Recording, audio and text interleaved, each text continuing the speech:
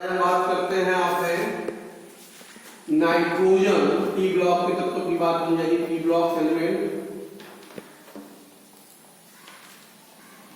Block element में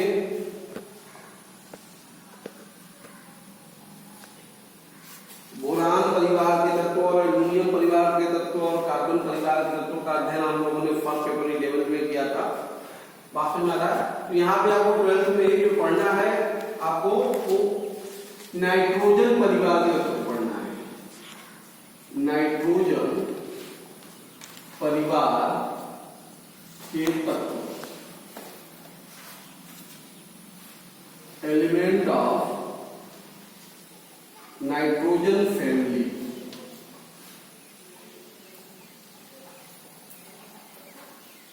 element of nitrogen family, ध्यान दीजिएगा।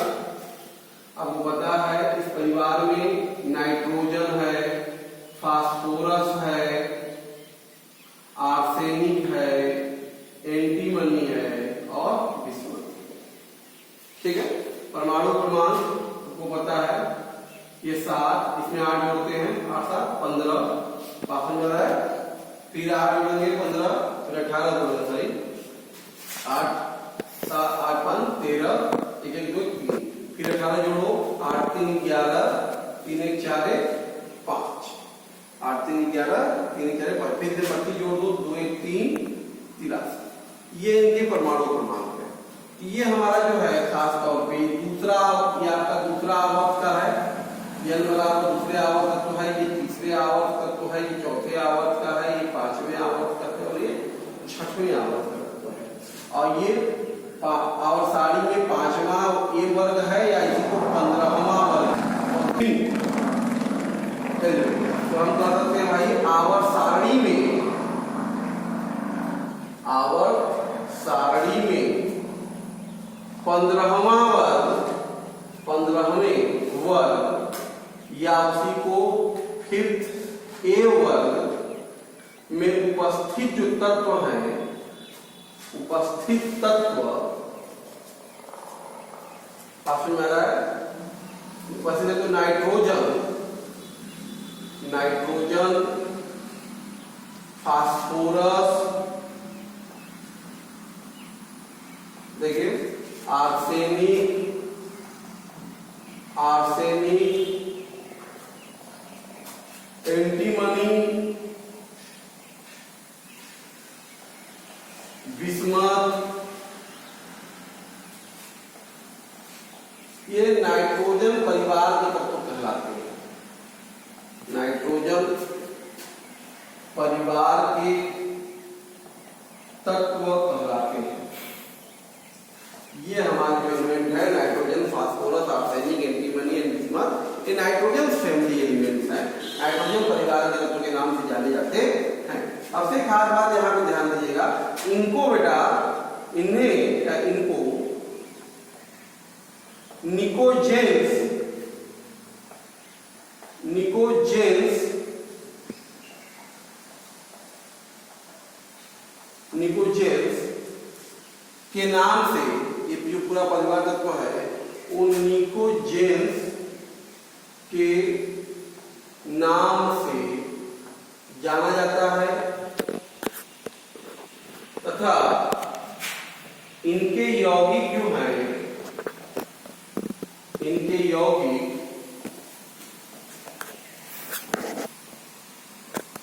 निकोनाइट्स, निकोनाइट्स कहे जाते हैं। ठीक है, तो नाइट्रोजन फैमिली निकोजेंस कहे जाते हैं और इनके कंपाउंड जो होते हैं वो क्या कहलाते हैं, निकोनाइट्स के नाम से जानते हैं। सर निकोजेंस जो है, ध्यान दीजिएगा, ये जो निकोजेन शब्द है, निकोजेंस,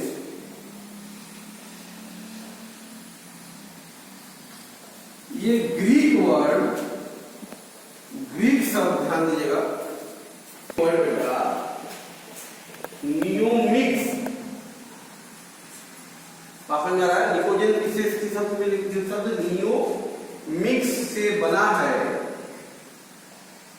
है जिसका अर्थ जो होता है बेटा वो सफोकेशन होता है, सफोकेशन होता है। ये सभी सफोकेटेड करने वाले गैसेस हैं, कंपाउंड हैं। बात समझ आ रहा है? सफोकेट करते हैं, इसलिए इनको हम निकोजेंस कहते हैं। कैसा मानते हैं? निकोजेंस के नाम। तो ये नाइट्रोजन फैमिली आपके सामने हमने बताया कि आवर्त में 15वां तत्व है, 5वें तत्व है nitrogen, phosphorus, arsenic, antimony, bismuth. ये हमारे नाइट्रोजन फैमिली कहे जाते हैं। क्लियर है? इलेक्ट्रॉनिक कॉन्फ़िगरेशन, इलेक्ट्रॉनिक विन्यास, इलेक्ट्रॉनिक कॉन्फ़िगरेशन,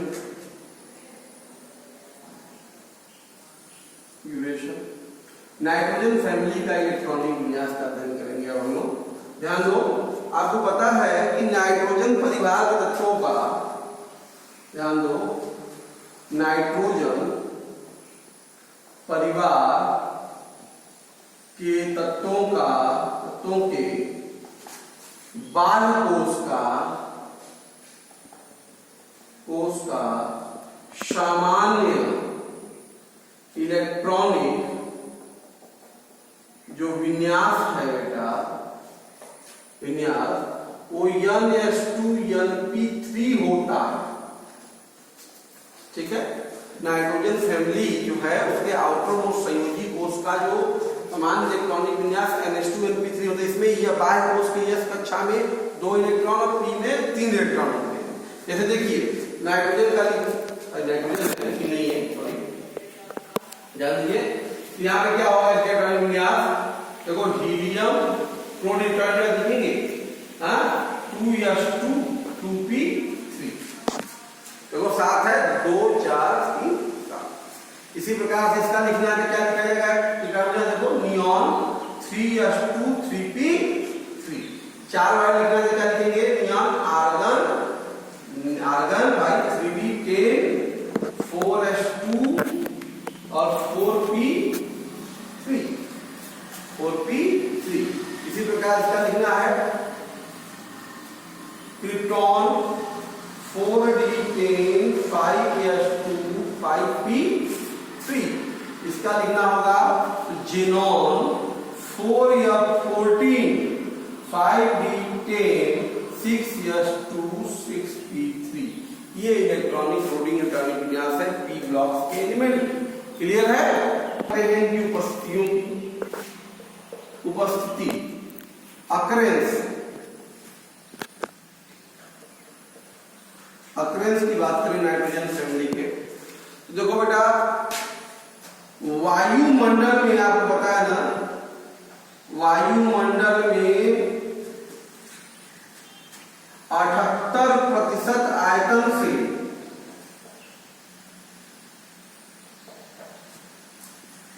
पृथ्वी के जो इसका वायुमंडल, अरे वायुमंडल में पृथ्वी की बात होगी और किसका ना, इसकी पृथ्वी अर्थ का जो हमारा एटमॉस्फेयर है इसमें हम रहते हैं। तो पृथ्वी के वायुमंडल में 78% जो आयतन से क्या पाया जाता है? नाइट्रोजन।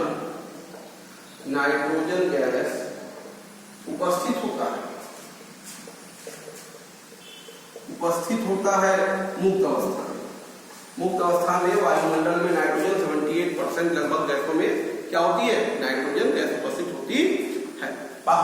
इसके अलावा अगर बात करें तो देखो कुछ रेगिस्तानी स्थानों पर, कुछ रेगिस्तान स्थानों पर नाइट्रोजन जो है, नाइट्रोजन संयुक्त अवस्था में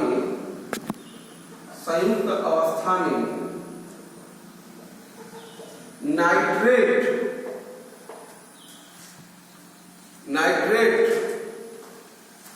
NO3- जैसे चिली साल्ट पीटर क्या होता है? NaNO3। Chilli salt Peter nitrate के रूप में पाया जाता है।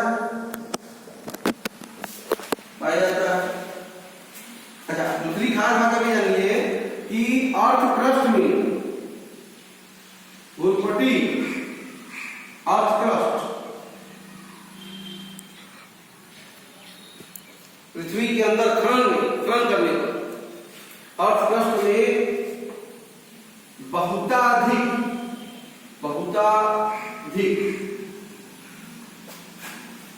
मात्रा में पाया जाने वाला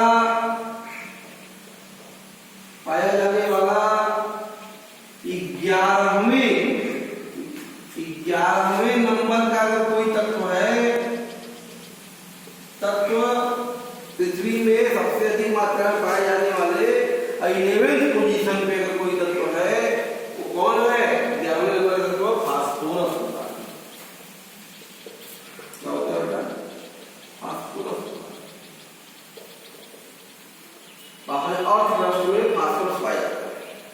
इसके अलावा आपको पता है कि जो हमारे दांत हैं, हड्डियां हैं,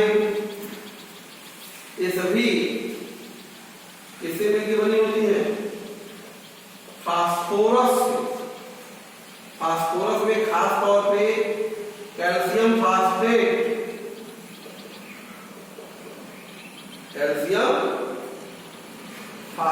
से या फ्लोरापेटाइट। तो या हड्डी आपको यही पाया जाता है भाई, जैसे बाद में क्या पाया जाएगा?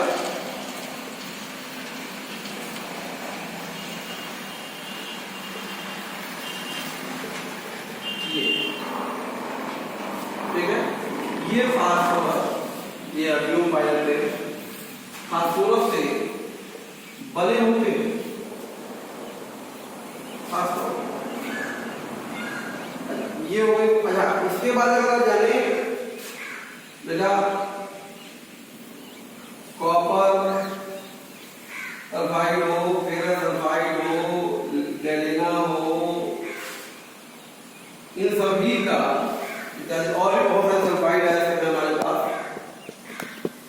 कोबाल्ट सल्फाइड कह सकते हैं, निकल सल्फाइड है का, इन सभी का किसी का भी वायु में भर्जन कराने पर, इन सभी का अगर भर्जन हो रहा है वायु में एयर के द्वारा, तो भर्जन कराने पर ये जो डस्ट फ्लू होती है, डस्ट फ्लू, तो जो धूल निकल रहे बाहर, गंदियां निकल रही हैं, धूल गुब्बारे, धूल फवारे जो गंदगियां धूल उड़ रही है भजन करते समय तार निकलती है, तो डस्ट फ्लू में आर्सेनिक ऑक्साइड AS2O3 उपस्थित होता है या पाया जाता है। ठीक है, आर्सेनिक ऑक्साइड इन सभी क्या है? कॉपर क्लोराइड है, आयरन क्लोराइड है, लेना है, कोबाल्ट सल्फाइड है, इन सब का भर्जन में जो हो रहा है, भर्जन करा रहे हैं वायु की उपस्थिति में, उसमें जो धूल बाहर निकलते हैं, धूल निकलते हैं, उसमें अक्सर आर्सेनिक ऑक्साइड पाया जाता है। क्लियर है? आर्सेनिक का मुख्य अयस्क जो होता है वो आर्सिनो पायराइट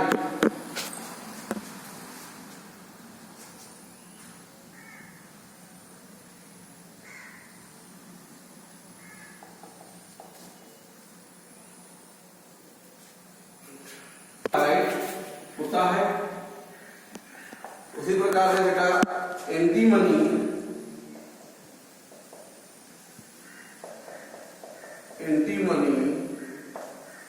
का जो मुख्य अयस्क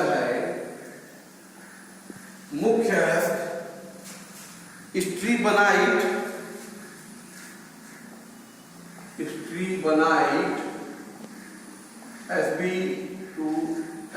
Sb2S3 होता है। इसी प्रकार बिस्मथ का जो मुख्य अयस्क है, मुख्य अयस्क ऑक्साइड सल्फाइड दोनों में पाए जाते हैं भाई। ये ऑक्साइड और सल्फाइड Bi2S3 व Bi2O3 होता है। ठीक है, ये इनके अकरेंस के बारे में हमने जाना कि पी ब्लॉक कहाँ पाए जाते हैं, किन किन रूपों में पाए जाते हैं। तो अब सबसे जाना चाहिए कि पृथ्वी में एटमॉस्फेयर में अगर कोई पी ब्लॉक का एलिमेंट है सबसे अधिक मात्रा में वो नाइट्रोजन होती है। वास्तव में नाइट्रोजन संयुक्त अवस्था में भी आता है, नाइट्रेट्स के फॉर्म में रेगिस्तान में पीटर जो भी होते हैं पीटर के फॉर्म में नाइट्रेट होता है, इस फॉर्म में होता है पीटर फॉर्म में।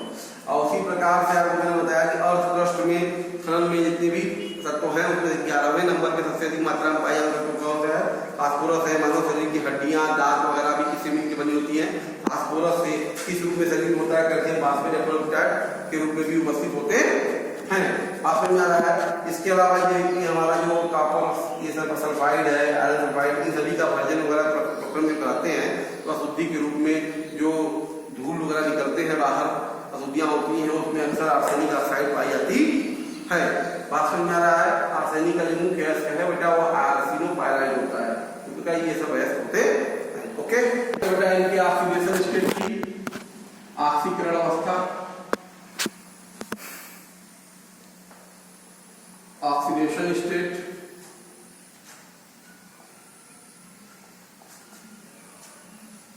देखिए ये तो आपको पता है कि नाइट्रोजन परिवार या इस वर्ग के क्या कह सकते हैं, इस वर्ग के सभी तत्वों के संयोजी कोष में भाई कितने इलेक्ट्रॉन होते हैं, 5 इलेक्ट्रॉन। कितने इलेक्ट्रॉन उपस्थित है, 5 इलेक्ट्रॉन उपस्थित है। जब 5 इलेक्ट्रॉन इस वर्ग के सभी 5 इलेक्ट्रॉन है तो ऐसा नहीं है कि ये एनर्जी कंसिडरेशन के 5 इलेक्ट्रॉन का त्याग कर दे, धनात्मक जल्दी बना दे 5 वाला ना। तो 5 इलेक्ट्रॉन उपस्थित है तो ऊर्जा सिद्धांत के आधार पर इन पांचों इलेक्ट्रॉन का को त्यागना असंभव है। इसलिए ये पांचों को त्याग नहीं सकते, इसलिए ये आयनिक यौगिक का निर्माण नहीं करते, आयनिक यौगिक का निर्माण नहीं करते।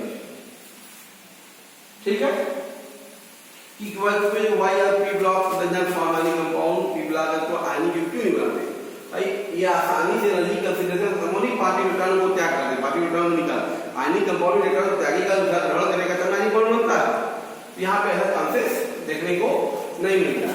क्लियर है। उसके बाद बात करते हैं, देखो इस परिवार के तत्व है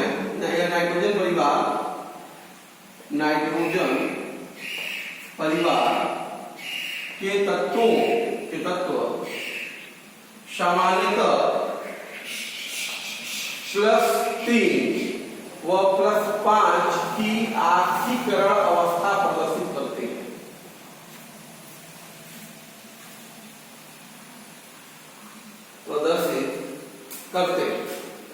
ठीक है, इनका जो फैमिली है वो +3 और +5 दोनों की ऑक्सीकरण अवस्था प्रदर्शित करता है।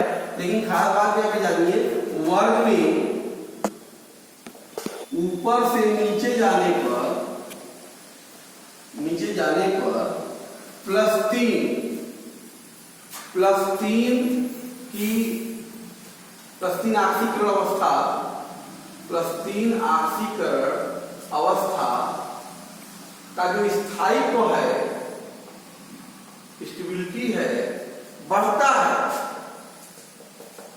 ऊपर से नीचे जाने पे +3 ऑक्सीकरण स्टेबिलिटी क्या होगी, बढ़ेगी।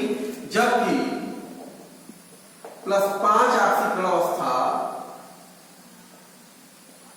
अवस्था का स्थायित्व जो होता है बेटा वो घटता है। ऊपर से जाए +5 ऑक्सीडेशन स्टेट को नहीं करेगा, +3 क्या करेंगे। इसीलिए आपको लगता है कि एंटीमनी वगैरह आप देख रहे थे, एंटीमनी +3 के कंपाउंड बना रहे हैं, किस्मत +3 के बना रहे हैं, +5 के नहीं बना रहे कंपाउंड। जबकि मतलब आपने देखा कंपाउंड नहीं, 2s3 Sb3s2 हाँ Sb2s3 और Bi2s3, ये आप देख रहे हैं +3 का कंपाउंड देख रहे हैं नीचे। जब 2 ऊपर वही देखें PCl5 भी है, PCl5 भी है, PCl3 भी है, काफी में दोनों पाए जा रहे हैं, ठीक है। और ऊपर जाए तो NCl3 भी है, बाकी मेरा कंपाउंड इस तरह से बन रहा है। लेकिन ऊपर से जाने पे आप बात करेंगे तो +3 की जो स्थायित्व होगा वो बढ़ेगा और +5 का स्थायित्व क्या होगा, बढ़ेगा। +5 वाला कंपाउंड खाली ऊपर यही में देखने को मिलेगा, नीचे नहीं मिलेगा। नीचे आपको क्या मिलेगा, +3। इसे क्या कहते हैं, अक्रिय युग्म प्रभाव। बाकी में इसका कारण क्या है, आपको पढ़ा गया होगा इन्होंने भी, इसका कारण अक्रिय युग्म प्रभाव, अक्रिय युग्म प्रभाव है। अक्रिय युग्म प्रभाव के कारण ही जो दीर्घ आवर्ती तत्व होते हैं अपने सामान्य आर्थिक अवस्था से 2 इकाई की कम की आर्थिक अवस्था विकसित करते हैं। इसी को हम क्या करते हैं, अक्रिय युग्म प्रभाव कहते हैं। बात समझ आ रहा? अच्छा, ये जो होते हैं बेटा, ये इनके पास जो इलेक्ट्रॉन होते हैं खासतौर पे नाइट्रोजन परिवार के तत्व है, जो नाइट्रोजन परिवार के तत्व हैं, तत्व अपने संयोजी इलेक्ट्रॉन जो है इनके पास त्याग तो नहीं कर पा रहे हैं। तो त्याग नहीं कर पा रहे हैं तो इलेक्ट्रॉनों का साझा करके शेयरिंग कर देते हैं, कंपाउंड बनाएंगे, साझा करके यौगिक में कौन सा सहसंयोजक, क्या बेटा, सहसंयोजक बनेगा, कोवैलेंट, जैसे NH3 PS3 okay, PCl3 PCl5, ये सब है ना, साझा करके बनता है, कोवैलेंट नेचर का बनता है। तो यौगिक का निर्माण करते हैं। तो कुल मिला के आप समझिए आर्थिक व्यवस्था क्या होती है, +3 से +5 होती है सब जनरल, लेकिन ऊपर से यहाँ +3 वाला स्टेबिलिटी क्या होगा, बढ़ेगा, और +5 वाला क्या होगा, घटेगा। क्लियर है? फिर आप बात करते हैं उनकी फिजिकल प्रॉपर्टी नाइट्रोजन फैमिली का। सबसे पहले बात करते हैं भौतिक अवस्था। सबको पता होना चाहिए नाइट्रोजन परिवर्तन में जो नाइट्रोजन है ये गैस है, जबकि फास्फोरस हमारा वाष्पशील ठोस अवस्था में होता है, और अंश जो नीचे के होते हैं वो सभी सॉलिड स्टेट में ठोस अवस्था में पाए जाते हैं। उसके बाद है परमाणु त्रिज्या। तो अक्सर बात करते हैं परमाणु त्रिज्या को 15वें वर्ग का जो परमाणु त्रिज्या होगा निश्चित तौर पर 14वें वर्ग से क्या होगा, छोटा होगा, और 16वें वर्ग से आकार में क्या होगा, बड़ा होगा। ये तो उसकी आवर्ती कंपेरिजन हो गया। वर्ग में बात करें तो वर्ग में ऊपर से जाने पे क्या होती है, परमाणु त्रिज्या का मान बढ़ता है। तो नाइट्रोजन से लेके विस्मत तक आपको त्रिज्या क्या होगी, लगातार बढ़ती रहेगी। उसके बाद है घनत्व। ऊपर से जाने में वर्ग में ऊपर जाएगा तो परमाणु निर्माण बढ़ेगा, परमाणु निर्माण बढ़ने के कारण घनत्व भी क्या होता है, ऊपर नहीं जाने पे इनका बढ़ता है। विद्युदात्मकता जनरली हम बात करते हैं पी ब्लॉक में, तो यहीं से जो है नाइट्रोजन फैमिली से तो होते हैं, इनका इलेक्ट्रॉन विद्युदात्मकता जो होती है काफी अधिक होती है। लेकिन वर्ग की बात करें तो वर्ग में ऊपर से नीचे जाने पर विद्युदात्मकता का मान नाइट्रोजन से लेकर विस्मत तक क्या होता है, घटता है। इस वर्ग में बात करें सबसे विद्युदात्मक तत्व अगर कोई है तो वो नाइट्रोजन है। क्लियर है? उसके बाद क्या है, अधात्विक धात्विक गुण। तो इस पूरे नाइट्रोजन फैमिली में बात समझ में आया, उसमें क्या होता है, नाइट्रोजन और फास्फोरस हमारे अधातु होते हैं, नॉन मेटल होते हैं, जबकि आर्सेनिक और एंटीमनी जो होते हैं वो एक उप धातु होते हैं, और लास्ट में जो विस्मत है हमारा वो एक धात्विक प्रकृति का होता है। गलनांक और क्वथनांक की अगर बात करें हम इनके, तो बेटा इनके गलनांक और क्वथनांक में अनियमितता पाई जाती है, इरेगुलरिटी पाई जाती है वर्ग। लेकिन हम देखते हैं अगर खासकर गलनांक की बात करें तो वर्ग में ऊपर से नीचे जाने पर पहले नाइट्रोजन से आर्सेनिक तक गलनांक क्या होता है, बढ़ता जाता है। नाइट्रोजन से आर्सेनिक जाएंगे तो गलनांक क्या होगा, बढ़ेगा। फिर आर्सेनिक के नीचे जाएंगे विस्मत तक, वो गलनांक क्या होगा, धीरे धीरे घटना शुरू कर देगा। क्लियर है? जबकि क्वथनांक में कोई बात होती है कि नाइट्रोजन से एंटीमनी तक गलनांक, इनका क्वथनांक क्या होता है, लगातार बढ़ता है, और लास्ट में विस्मत जो होता है उसका क्वथनांक जो होता है लेकिन एंटीमनी से कम होता है। वास्तव में इस तरह की इरेगुलरिटी आपको देखने को मिलती है मेल्टिंग और बॉइलिंग पॉइंट में। फिर आणविक अवस्था कैसा है, मॉलिक्यूलर स्टेट। तो नाइट्रोजन को पता है कि नाइट्रोजन आसानी से नहीं, आप आसानी से क्या करता है दो पाई बॉन्ड पाए जाते हैं। यहाँ पे दो पाई बॉन्ड है पी ऑर्बिटल के पाई बॉन्ड है द्वारा बनते हैं। तीव्रता से ये बनाने की क्षमता में बहुत तीव्रता से होती है और जिसके कारण ये द्विपरमाणुविक डायटोमिक गैसीय अवस्था में पाए जाते हैं और ये क्षमता सबसे अधिक नाइट्रोजन में होती है और ये पाई बॉन्ड बनाने की क्षमता ऊपर से जाने में घटती है, ऊपर से नीचे जाने पर घटती है।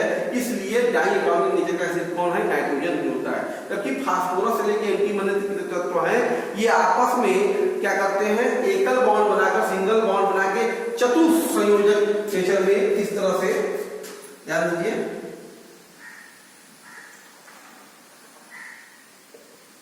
इस तरह के शेप में डबल बॉन्ड आप समझ रहा है 4 बॉन्ड बनाकर संयोजक संरचना में पाए जाते हैं P4 चतुर्थ परमाणु अवस्था में पाए जाते हैं P4 AS4 Lb4 इस तरह की अवस्था में पाए जाते हैं। बात समझ में आया बेटा? ओके। अपरूपता एलोट्रोपिक्स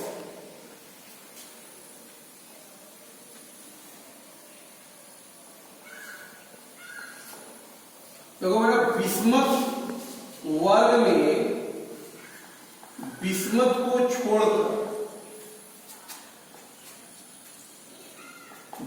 को छोड़कर अन्य सभी जो तत्व हैं वे अपरूपता प्रदर्शित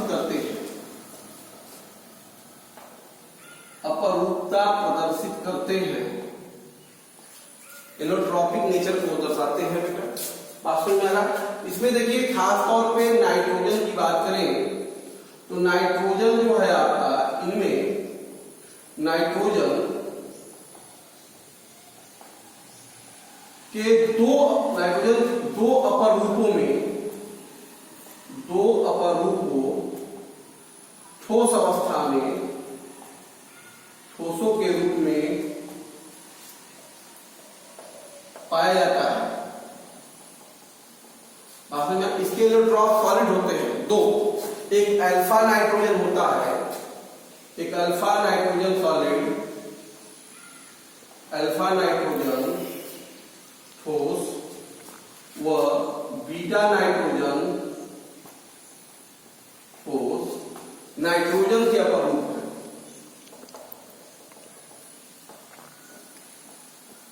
अपर रूप जिसमें बेटा अल्फा जो नाइट्रोजन है वो घनीय क्रिस्टल संरचना में जबकि बीटा नाइट्रोजन षटकोणीय क्रिस्टल संरचना में पाया जाता है। बेटा फास्फोरस की बात करें अगर फास्फोरस के कई अपर रूप पाए जाते हैं जिनमें सफेद फास्फोरस,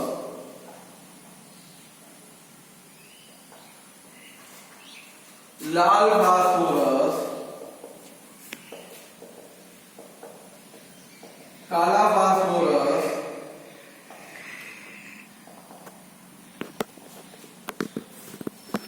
पीला फास्फोरस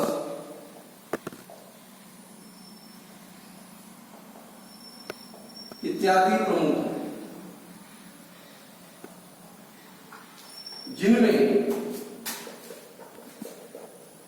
जिनमें सफेद व लाल फास्फोरस प्रमुख है। जिसमें सफेद फास्फोरस बेटा जो होते हैं वो चतुष्फलकीय संरचना में पाए जाते हैं। जिनमें जो सफेद फास्फोरस है चतुष्फलकीय संरचना में पाए जाते हैं P4 फॉर्म में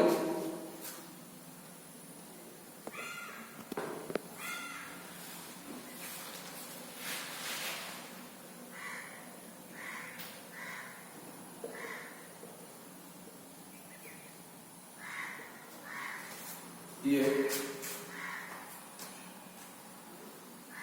इतना कुछ ऐसी रहेगी आपकी।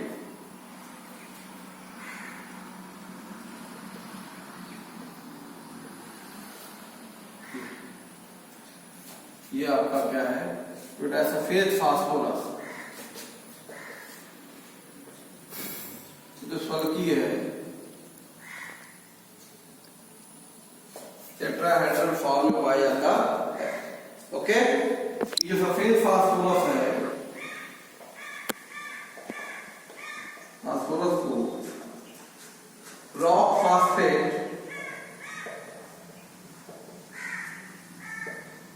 Ca2PO4 ट्वाइस और SiO2, ये हमारा रॉक फास्फेट है, को गर्म करके कोक के साथ गर्म करने पर प्राप्त होता है सफेद फास्फोरस। इसलिए सबसे पहले जो कैल्शियम फास्फेट है आपके पास, तो इसको हम गर्म करते हैं बेटा,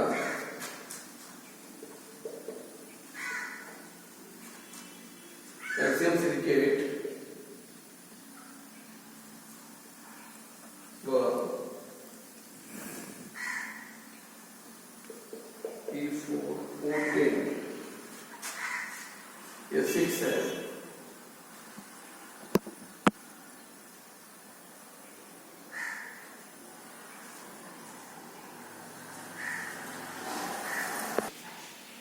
बेसिक्स ऐसा ही बैलेंस कर लीजिए,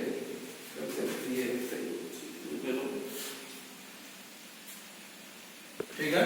और इसके बाद फास्फोरस पेंटाऑक्साइड को जब हम लोग कार्बन के साथ गर्म कर देंगे, यहाँ पे कोक है, तो यहाँ से हमको देखिए सफेद फास्फोरस, ये सफेद फास्फोरस प्राप्त होता है। तो कहने का मतलब सफेद फास्फोरस जो है रॉक फास्फेट से, मतलब कैल्शियम फास्फेट और सिलिका का जो मिश्रण होता है, रॉक फास्फेट कहते हैं। इनको जब कोक के साथ गर्म करते हैं, कार्बन के साथ गर्म करते हैं, तो हमको क्या प्राप्त होता है, सफेद फास्फोरस। ओके, देखिए ध्यान दीजिएगा, सफेद फास्फोरस को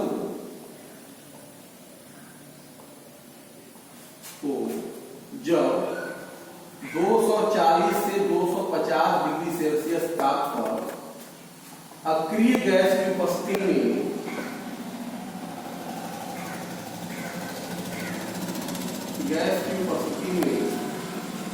गर्म करते हैं, तो लाल फास्फोरस प्राप्त होता है। लाल फास्फोरस प्राप्त होता है। दूसरा स्वरूप है आपका फास्फोरस का, देखिए ये सफेद फास्फोरस है, फास्फोरस P4। जब आप इसको गर्म करते हैं 240 से 250 डिग्री सेल्सियस तापमान के मध्य, तो आपको ये लाल फास्फोरस में प्राप्त होता है। इसमें इसकी समस्या जो होती है लाल फास्फोरस की जटिल होती है। इसकी देखिए जो फल्की होती है, हम फल्की जो कहते हैं, फल्की के रूप में है। और उसी प्रकार से लाल फास्फोरस की संरचना है हमारे पास, लाल फास्फोरस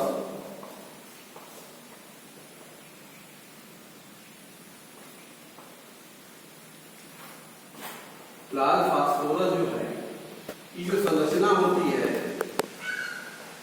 वो जटिल होती है।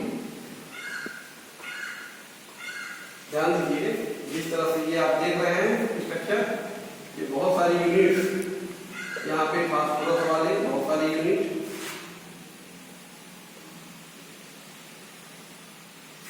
ऐसे ही दूसरी यूनिट,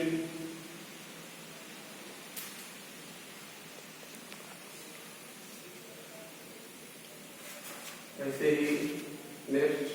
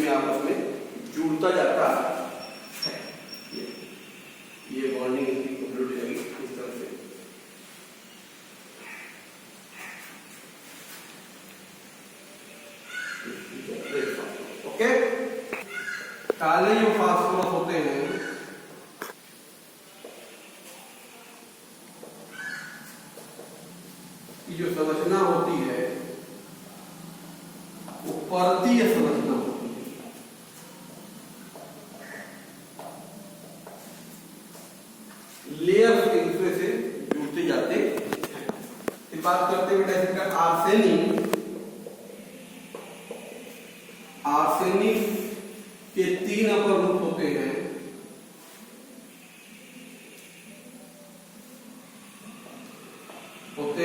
इसमें सफेद है, पीला है, इसमें बेटा स्लेटी आर्सेनिक, काला आर्सेनिक व पीला आर्सेनिक। ये आर्सेनिक के हमारे क्या है 3 अपर रूप होते हैं। तब बेटा एंटीमनी के 3 अपर रूप तो बेटा धात्विक एंटीमनी, दूसरा होता है आपका पीला एंटीमनी या इसी को अल्फा एंटीमनी भी कहते हैं, वह विस्फोटक एंटीमनी। एंटीमनी के बीच 3 अपर रूप देखने को प्राप्त होते हैं। ओके, है श्रृंखलित होने का गुण, श्रृंखलित होने का गुण। देखिए बेटा 5वें वर्ग का तत्व है, 5वें वर्ग के तत्वों में का जो श्रृंखलित होने का गुण है वो चौथे वर्ग, 5वें तो 15वां की बात हो रही है खासतौर पर, 15वां 14वें वर्ग के तत्वों से कम होती है, मतलब इनका कैल्कुलेशन नेचर इसमें कम होता है खासतौर पर ये। लेकिन अच्छा वो अगर पाया जाए नाइट्रोजन में अधिक नेचर। और वर्ग में बात करें तो वर्ग में ऊपर से नीचे जाने पर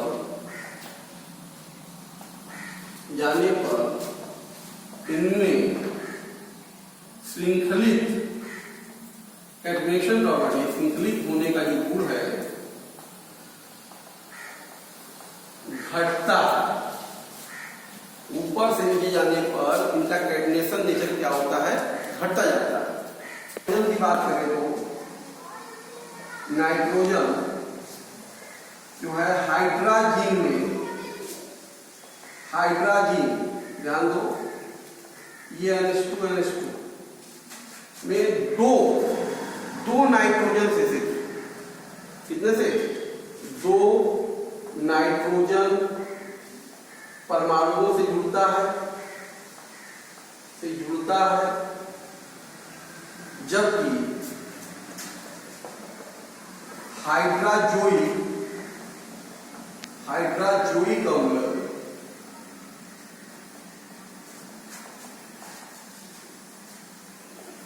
हाइड्राजोइक अम्ल में नाइट्रोजन 3 परमाणुओं से, कितने से 3 परमाणुओं से जुड़ता है। ये कैटेनेशन नेचर है। जैसे फास्फोरस भी आप देख रहे हैं 4 परमाणु से अधिकतर से हो सकता है, कितने से करता है, जबकि फास्फोरस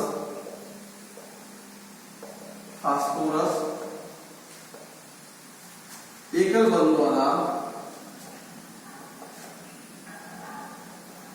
4 परमाणुओं द्वारा जुड़कर